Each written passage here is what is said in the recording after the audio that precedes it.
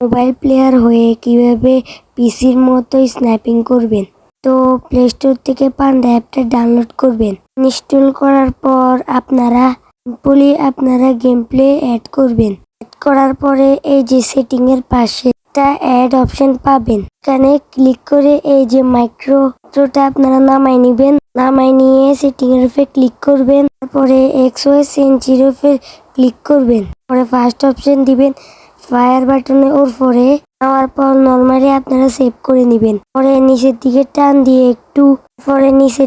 টান দিয়ে MS এগুলা ঠিকঠাক মতো কমপ্লিট হয়েছে নাকি একবার চেক করে দেখবেন। ওকে করে দিবেন। এখন কিন্তু একটা ক্লিক করলে ফায়ার হয়ে অটো ক্লিক নিবে। আপনারা শুধু ফায়ার করবেন, তারপর কিন্তু অটো ক্লিক হবে। এই পাশে রাখার পরে এই যে দেখেন সবগুলা কিন্তু অটো ক্লিক